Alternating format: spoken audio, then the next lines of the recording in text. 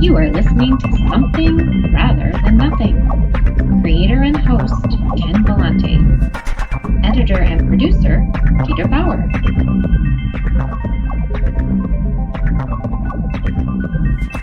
Welcome, everybody, to Something Rather Than Nothing podcast. And for this episode, we have Avery R. Young out of Chicago, and boy, he does a lot of great art, spoken word, poetry, music.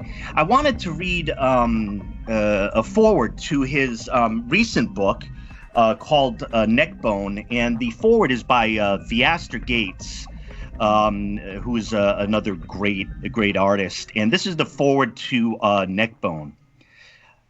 One of my earliest memories of going to church is the way Deacon Bond would bend on one knee and begin to slowly and in chant recite, "Our Father, which art in heaven, hallowed would be thy name."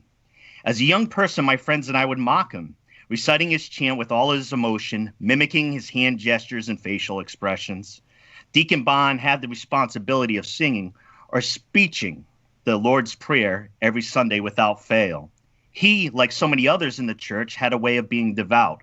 Their ability to embody both the spiritual life and the lyrical life demonstrated a relationship with Christ in the eternal that can be described as a romantic one. When I reflect on my experience at New Cedar Grove Missionary Baptist Church, located on the west side of Chicago, I believe this was a place where Jesus was a friend to the west side and to West Siders. It is at this kind of place that we meet Avery R. Young.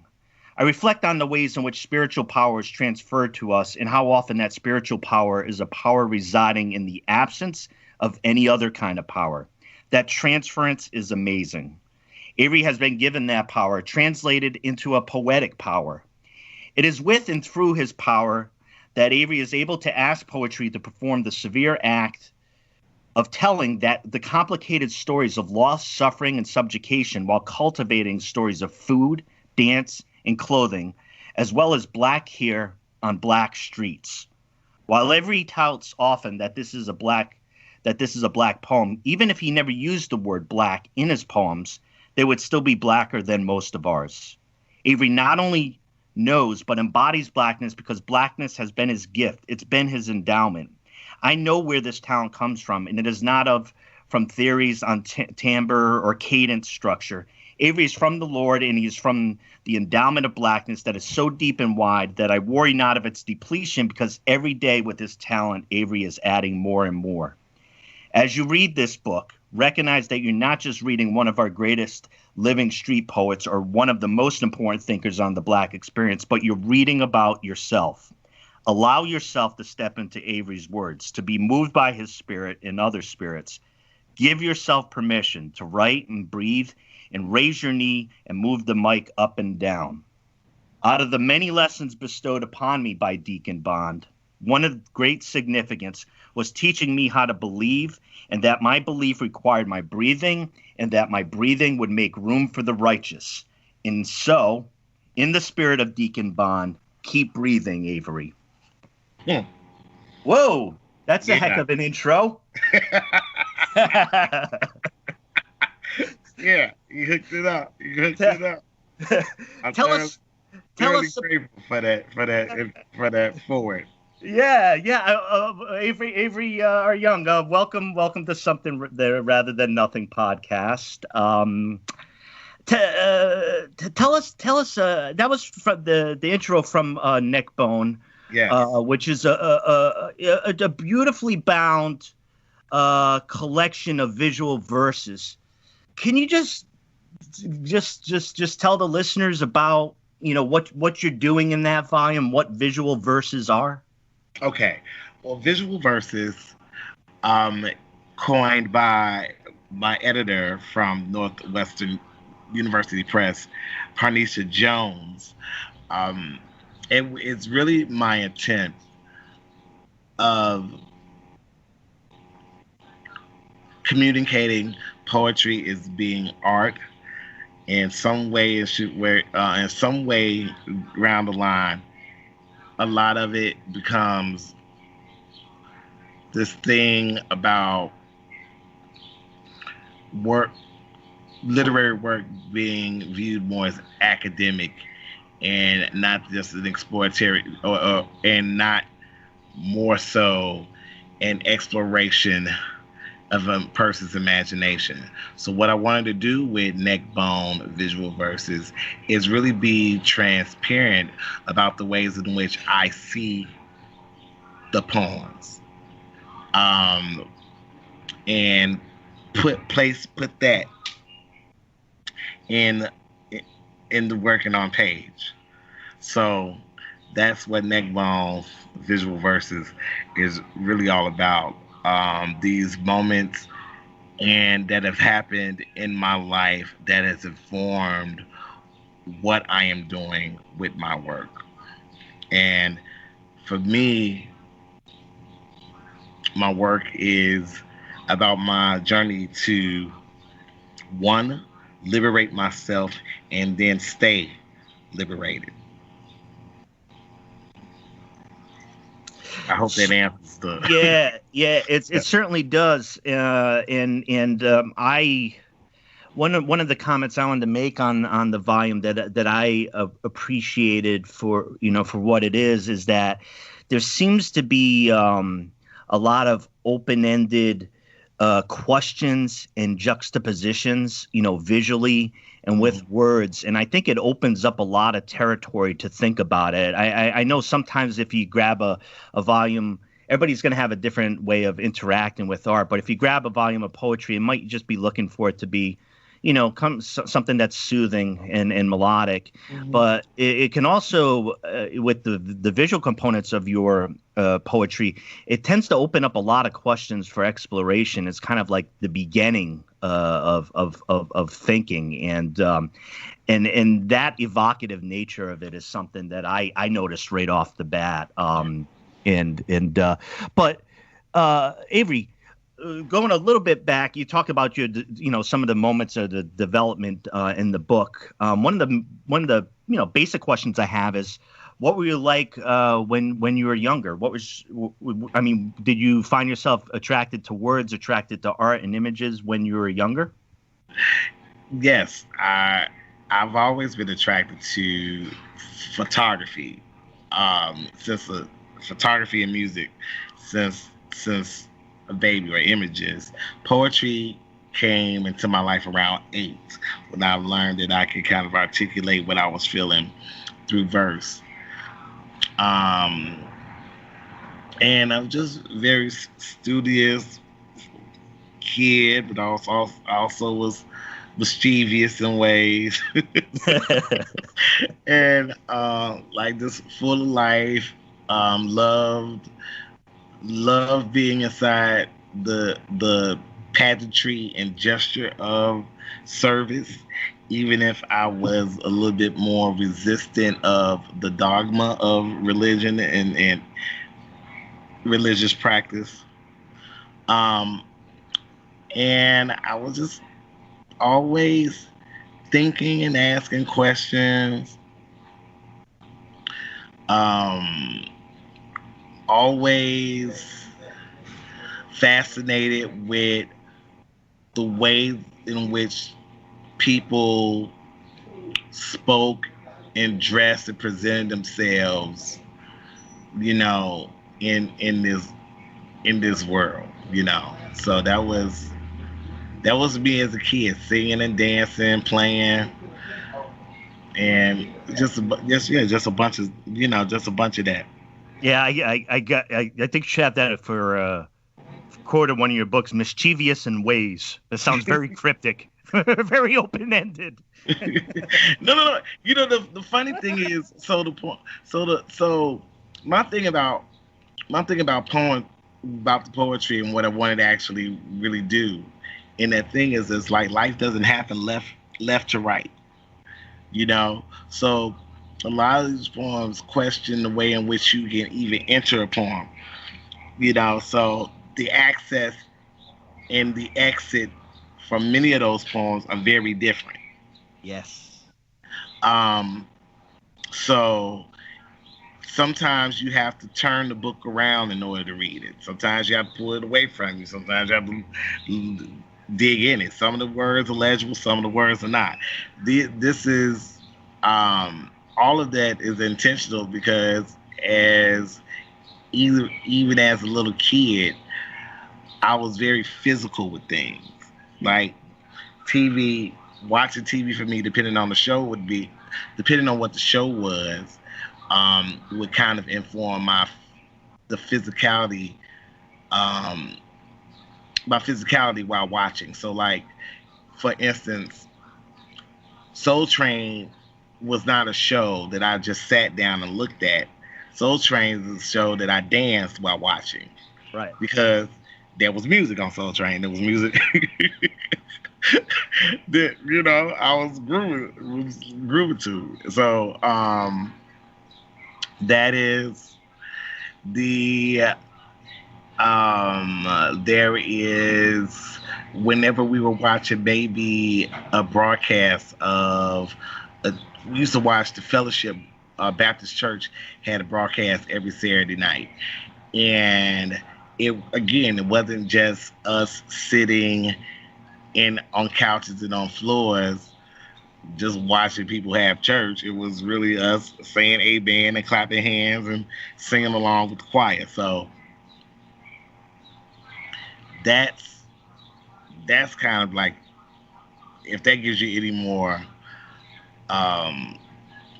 clarity on yeah, where things get mischievous. When I was saying mischievous, I just always just been hands on. Like, I don't know the fire is hot until I put my hand on the fire. Yeah, right. Right. You got to get into it. You got to get into it. I was not the child that you could say, that's hot. I was just like, what? No, it's not. Yeah. And then I would go, oh, yes, it is. Recall that. You mentioned Soul Train. I said I obviously great show. I got sidetracked for years. I'm still been sidetracked because I'd watch the clips, and I'll always be trying to figure out how Michael Jackson does the robot with his feet. He's moving those feet up and down, and he's kind of going all back and over. I would have done the same thing, but I've always been trying to figure out his damn technique of how the heck he does it. I still don't know. To this day. So one of the things I wanted to chat about, Avery. Obviously we chatted a little bit about Neckbone, your volume of visual verses that came out last year, but some of your other material, you do a lot of things, that I encountered with music was Tubman, and that album. Can you? First of all, I love it. I love the deep soul resonances in it. It's great, moving, spiritual music. Get your body moving. Thank you. Yeah, absolutely. What So how did it come about? And again, what are you looking to do? What are you trying to convey in your album Tubman?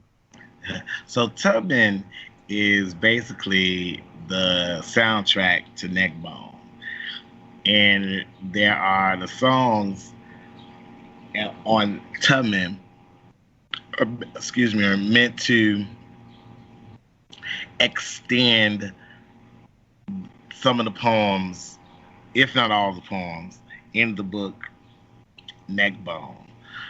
I recorded it. I was recording Neckbone as I was writing the book too. So I wanted to really just to create, my thoughts about the music too would be that there'd be these songs that would arranged, well, in the arrangements of the songs would kind of reflect the music that I grew up listening to. So that's where you have that nod to soul and funk and gospel, because this was all of the music that was playing, and that the music on that record was the type of music that was playing in the house as I was growing up as a child on the west side of Chicago. So, when you have a song like Sit Down Job, it reflects the relationship that I had with one of the pivotal characters in the book, Mother Mary or Big Mama. And that's what, when I was young, that's what she had told me. You need to get you a sit down job. And see, that was funny to me because that was a poem that did not make the final so Sit Down Job specifically was a poem that did not necessarily didn't make the book. It wasn't even did not necessarily make the book. It was one of the poems I had to take out of the book in order to, when I was editing and revising the final manuscript. So therefore, then it became a song for the record. So that's how a lot of the record happened. Because they were pieces that were, some of them were pieces that could not be in the book. Some pieces were pieces inspired by pieces from the book. And that's how Tubman came to be. I decided to name the album Tubman, one, because I knew that a lot of the work in the book surrounded my maleness, but a lot of what I've learned to be, or learn how to be liberated, is through these wonderful Black women in my life. And that inspired the cover, that inspired the title of the album, because Harriet Tubman for me is like, if I had a dictionary, if I was to make a dictionary and put a picture by the word liberated to get people to understand what liberation is, it would be her picture. Amen. Yeah, that's beautiful. Yeah. So that was, and I mean, that's for me. Like I said, my art is so attached to my liberation, because for me, liberation is self-selected. It's nothing that you have to wait on someone to sign a sheet of paper to obtain, right? Yeah, if you kind of coming from the self, and in your art, I mean, your art both within the music and in Neckbone, I mean, it seems to me you're trying to prompt that exploration and that journey. Is that safe to say? Yeah, that is thoroughly safe to say. The quote I usually give about Harriet Tubman is that she didn't run to freedom; she ran because she was free. Yeah. So her journey in emancipation was really aligning her body with what her mind and spirit already knew of itself. That it was free and should be in spaces where it could be. And there was nothing that would satisfy her soul until she was also in a space where her body could be as free as her mind and her spirit. And this is what I'm really doing or want to do with the art. It's probably also why I am crazy with the fact that, you're going to write a book and record an album at the same time. And because, I mean, any other, I think, sane person would at least do one and then the other. But well, it's the using the things that you have to be able to tell I mean, just by you placing those two together, for me, as somebody who, is enjoying both of them, mm-hmm. It's the different ways, you as an artist just trying to get that out in different ways. Let me explain a little bit further in this song, right? And or go back to the poem and let's go in that way. Well, let me play Lil Lily track off off Tubman. I'm gonna play. That's Yeah. my joint. Yeah, I love Little Lily. Yeah. I love that song. Let's play it. We'll chat about it a little bit after. I'm also going to ask you about what is art after this. But we're going to play that song now. This Little Lily, Avery R. Young, off the album Tubman. Hey, Lily, something for don't need to be slow. Mama Mary gone off to work. Now the house and unsafe space. Hey, Lily, your kinfolk watch your baby daddy's come and go. Your baby daddy's too shame and no criminal to stay. Hey, Lily, don't think I've been had a fishing shield. So many songs service you a sword. Hey, Lily, you know nobody won't do you like Jesus. You know nobody I'm gonna do you like the Lord. And to say, it's complicated. It's all that searches and understatement. And to say, it's complicated. It's all that such. It's such an understatement. So, you know I don't like to use the word slow. And anybody who does has got a problem with me. Forgive me, baby daddies do what baby daddy know. But had it not done what I did, tell me where would I be? And to say, it's complicated. It's isolation. It's an understatement. Just say it's complicated. It's isolation. It's an understatement.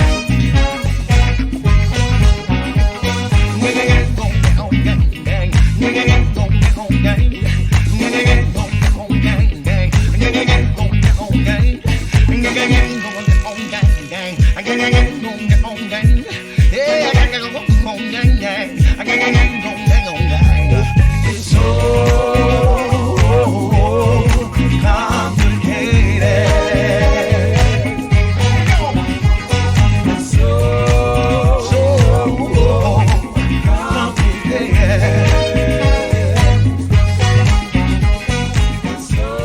All right. Come on now. That's 100% dancing guarantee. You can't not dance to that song. I don't know. I mean, I'm gonna speak directly to the podcast listeners. Even if you're in the car, you can pretty much do a whole dance in the car. Yeah. Look, this is so. Little Lily is a song about my mother, and the folklore around that is that when my mother was carrying me, she's very, to this day, somebody's gonna move and groove. Yeah, and she would do splits like James Brown and all these things while she was like big belly with me. And so her song had to So her song, I had to thump like that. Yeah. It had to thump. So when I think about her, I think about like my dancing, or just me me liking to dance. Really is also like it's me like my love of watching my mother dance and turn and spin and split like James Brown and things of that nature. So That's where your parents. That's where your mama there set your destiny, right? yeah, that's how that works out. That's how that. Now, when you're starting off like that, that's the way it's gonna go. So Avery, big question. Yes. You're an artist working a lot of different mediums, a lot of different forms. For you, what is art? Whew, that's a big big question. Um, so let me figure out how to answer that one. Yeah, yeah. I know with me, the root of it always is the poetry. And what I am doing with poetry is I am using as many materials that I possibly can to express myself through poetry. That is what I am doing with my art, right? Is using sound, language to express a young man who is forever insisting on his liberation, forever insisting on being able to enter in every room with all of his adjectives, all of his modifiers. And art for me is the ways in which it's the tool in which keeps the world honest. Okay. It is through art history can't lie. Yeah. So that's what art is to me, you know. Art is that entity that keeps the world honest. Because at the end of the day, a history book can be revised, and it can omit truths and voices, but the art that is created during those times keeps those voices heard, relevant, and valuable. That's what art is for me. Yeah. Thank you. I started the podcast about a year ago, and I've added questions and modified questions, and a couple of them have to do in particular with, you take that you take what your definition of art. And the next question related to that came about with the advance of the pandemic, and just kind of an open question for you. What is the role? What's been the role of art for you in the pandemic, or the role of your art? I talked to a lot of artists, and some have struggled saying, man, I should be super productive because I got time. And others are like, screw doing art because the world's going to hell, or, everybody's having a different reaction. What do you see as the role of art in a pandemic? I don't know if art has a role in the pandemic, but I do believe art is necessary during pandemic. It has been for me. But I as a writer have been able to remain in an alternative universe.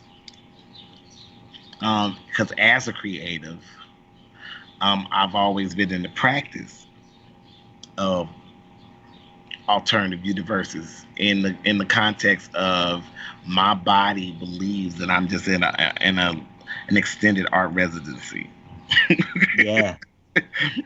So I'm not having those problems with producing work and art and things of the nature. Certain projects, like a lot of my visual work stuff, has been kind of on hold, but like the writing, the poems, and the dreaming of songs and things of that nature, none of that has stopped. I'm, like I said,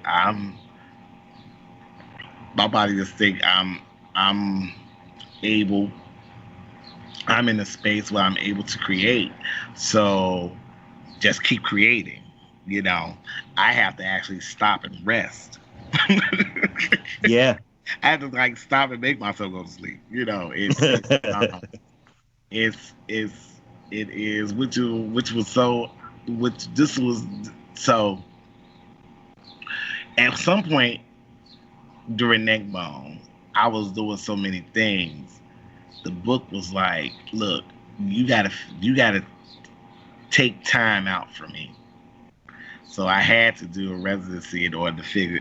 I mean, I did a self-imposed residency, and to finish the work of the book. Now it's like, okay, what book am I going to work on today? Yeah. Okay. I just had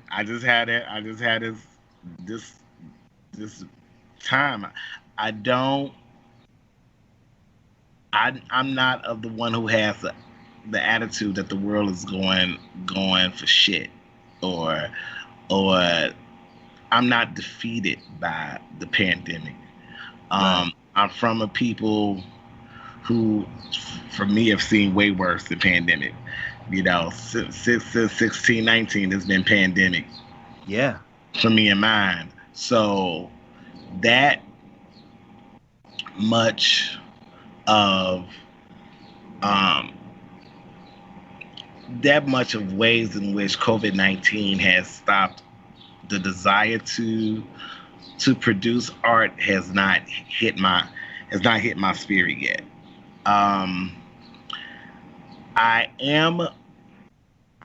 I have though been a bit more resistant to submitting work,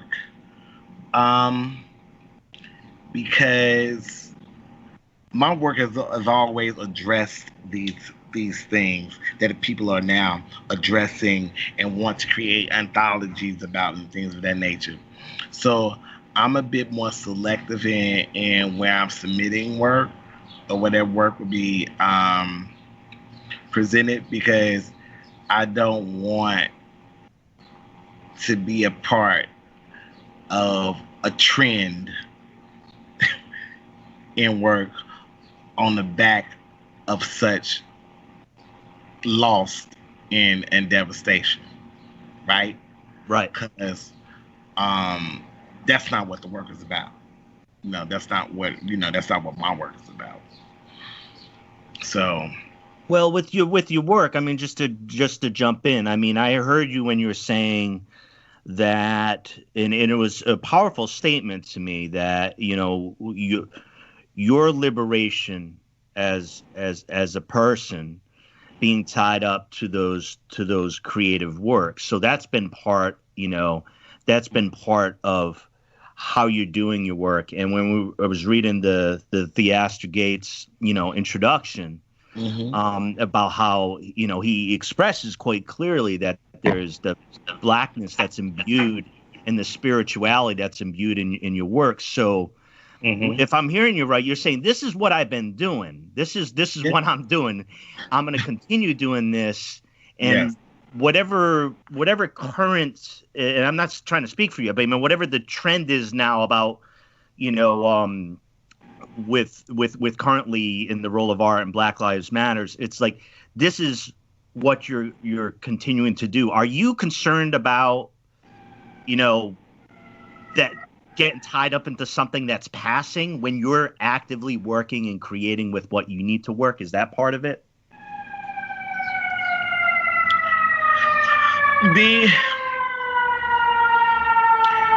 That's. I'm sorry. That's a fire engine. No, I'm calling it the Chicago, right? So I'm. Yeah, you're right. It's Chicago. Yeah, on the west side, and I'm on the west side. The west side, yeah. On the west side of Chicago. So that's a whole other thing. And I was and I had chose the back porch just for lighting. I didn't know that this is going to be mainly audio, but that's neither here nor there.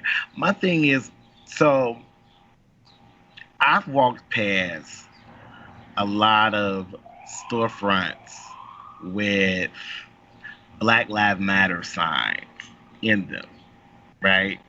And then I've walked in those establishments and have seen no black people in them. So I'm asking myself, oh, is that sign in your window to keep some motherfucker from busting it Right. out? Or is, so for me, I have to continue to do the work that I'm compelled to do.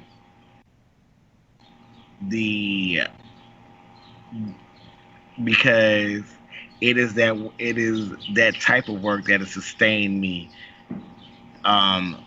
before, during, and post this pandemic. I worship Nina Simone's Mississippi Goddamn, James Brown's I Don't Want Nobody to Give Me Nothing, Open Up the Door, I Get It Myself, Gil Scott-Heron's Home Is Where the Hatred Is, or Plan, or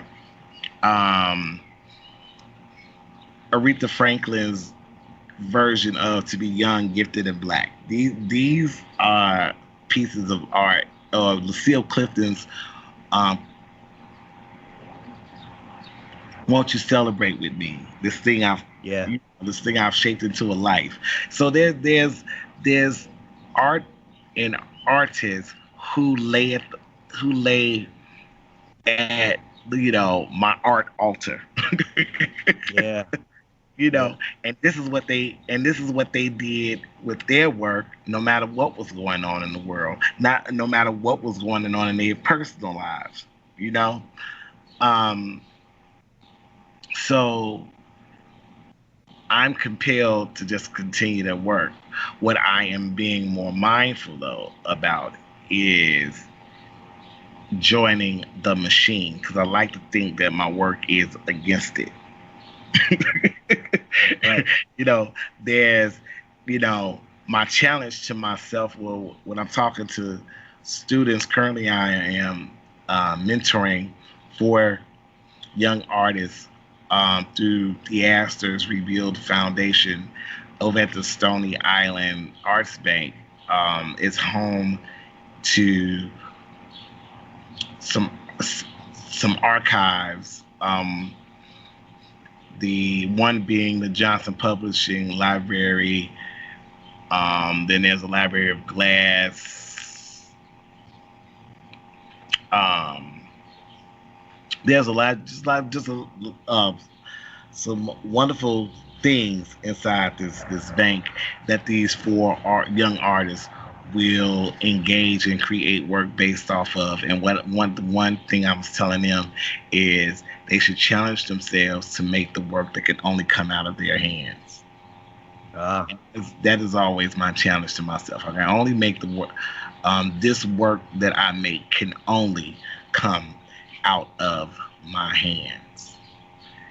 And that is, like I said, that's what in my hands, I still moving and grooving in spite of and despite of any and everything that I may be going through personally.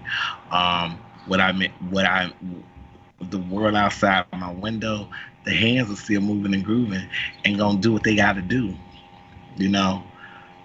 Sometimes they don't need me. Yeah, and that's where it comes from. I mean, that's a powerful statement, and I like that because it brings in, kind of like, the authorship, right? The artist, like your hand, your voice, Avery, is what's important to help bring that out. You are the artist to produce that, and I think that does work against the grain. I think that is partly against the machine because sometimes there's a technical skill of like produce this thing that the culture wishes to be produced and just go ahead and do it, and there's less voice. Right. It seems there's less voice in that. I mean, I just wanted to say, I think a lot of times, especially during these times now, people are looking to art to fix a thing, and I never make that the assignment of my art to fix a thing. Okay. Like, don't look. My art can't be a teddy bear. You know what I'm saying? And if it's going to fix the thing, it's really a Band-Aid, right, over a gigantic wound. Right? Right. What fixes things is legislation. What fixes things are art can influence a shift in mentality that can work towards people then fixing things, but it's not the fix, right? It's a more of a consciousness and more of a provocation. Yes. It can definitely. There's been artwork that has moved me and changed, like I said, and changed my consciousness about things. But I do know at the end of the day, I'm not then the judge that's going to put another black or brown body into the judicial system, right? Right. That is that's not the power of my art doesn't do that, right? That's my the power of my art is in spite of that I create. So that is that's what I'm grappling with, because a lot of that I get resentful and people wanting that to be the assignment of the art, so that makes it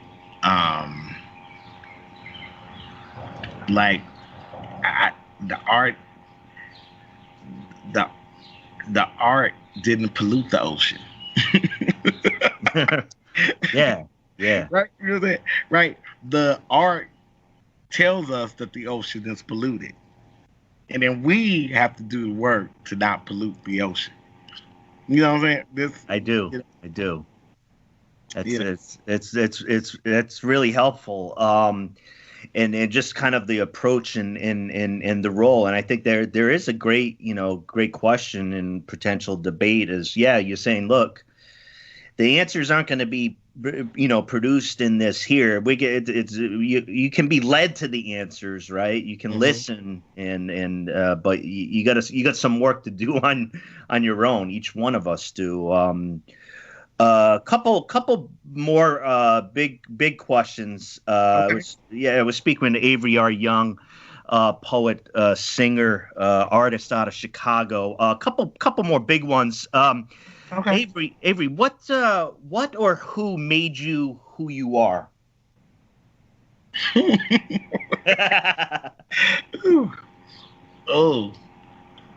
Oh my goodness! That is what and who made me who I am. I guess from a standpoint of biology, my mom and my daddy.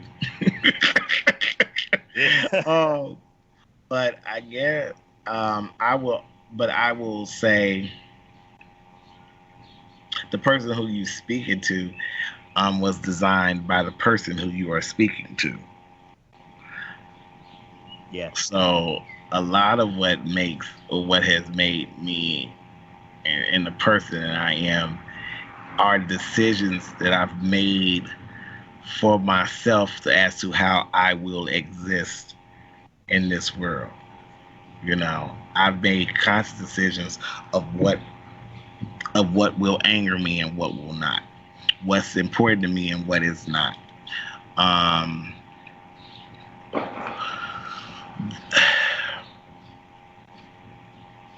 and that has been influenced by conversations, books, food, people's smiles, tears. Yeah, that's been influenced by a lot of things, but ultimately, you know, I've designed me. Yeah. Yeah. The big question, Avery, why is there something rather than nothing? Why is there something rather than nothing? Because something comes with thump. All right. Come on now. That's the answer I've been waiting for. This is episode 40-something. Come on now. Because something comes with the thump. And so that's why there's got to be something. Thump exists. Thump exists. And because thump exists, something must be there.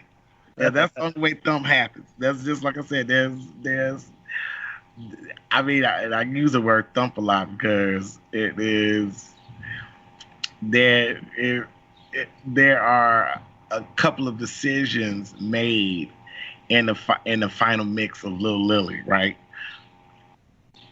And I'm like, ugh. I wanted a thump. And I want it to sound like thump. And a lot of it was really this is really just to tie in my analogy about, you know, there's something because there's a thump. I had to one mix. Listening to figure out the final mix, I asked that everything be muted except for the kick. And then I had him bring in the bass. And what ended up happening was the organ in that song comes in at the tail, like right at the end, right after the bridge. Yeah. And it may be minute to listeners and things of that nature, but it was something about the organ inside through the rest of the song to me that minimized the thump that I was looking for. And I had to kind of mute everything and start listening to it instrument by instrument to understand what I wanted to hear. Yeah. But that kick is the thump that was able to direct me to what would make what I wanted to hear what is heard. So like I said, that's the evidence of something is the thump. Well, and I love that too, because when you said that, in the back of my head, the thump kept going in the back of my head from that song. I heard it and I know where it is, and thanks for placing it there. Yeah. All right, that's great. Hey, before we let you go, Avery, I wanted to just for you to let the listeners know, like I said, you do a lot of artwork. I again, thank you. I love your pieces. I love the visual verses. The music is fantastic. I've watched some of your videos on YouTube, but without me trying to give it all away as far as where to find you, what can you let listeners know as far as where to find you? You know, if you got a project coming up or folks are in the city in Chicago, you know, whatever's going on, could you let us know? Yes. Right now, I am one of 4 directors over at the Floating Museum. So you can, thefloatingmuseum.org is a space, and you can reach me on any social media platform from Instagram. That's Avery_R_Young. on Instagram and at BEBLK on Twitter. I am currently working on a play and a collection of experimental prose.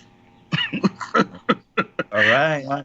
The play is based on the 1968 King riots on Chicago's West Side, and the other work is centered around a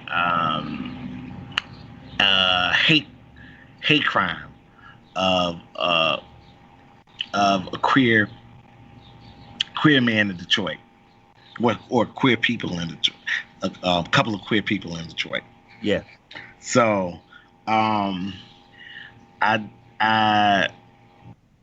Friday birthday day, I did a performance and premiered a new song, which basically opened up the floodgates. So I'm gonna put the Deacon Board together, and we got some more music to put out in the world. All right. This is I'm excited by it. I'm excited by it. And happy birthday on Thank Friday you. there. Thank you. I definitely, I'm gonna, like I said, I mean, part of me is I love art and I love the work that you do, and I like the exploration of it, just like in the sense of, like I said, some of the open-ended aspects of it, like bringing up questions and kind of jostling, the viewer or the person who's working with your art, and I certainly look forward to your new materials. Well, I got to tell you, I've been honored and blessed by it, being able to have your presence on this podcast. I wanted to convey that to you, and thank you for your time. And gosh, I really look forward to everything you put out that comes from yourself, Avery. I really appreciate it. Thank you. You have a great day, and hey, continue your birthday weekend if you can. I am. I am. Great talking with you, Avery. Thank you. Have a great day. Thank you so much. You too. Bye now. Bye.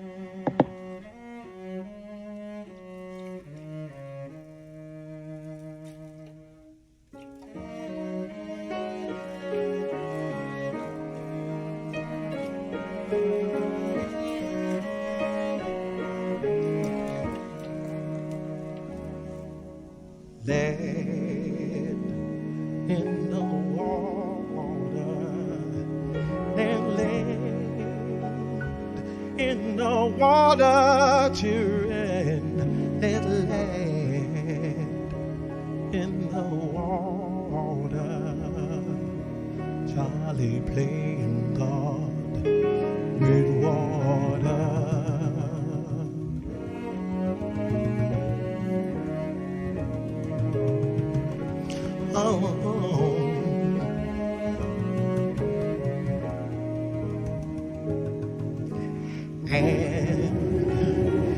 And they know it. They know what it would do to the children. And hey, yes, they know it. Charlie playing God with water.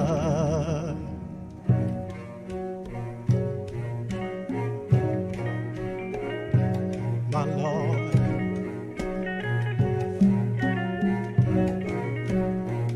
oh, they did nothing, no,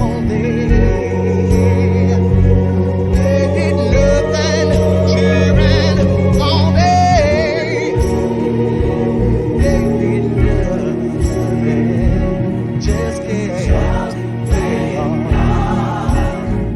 water. Now they say they gonna fix it. say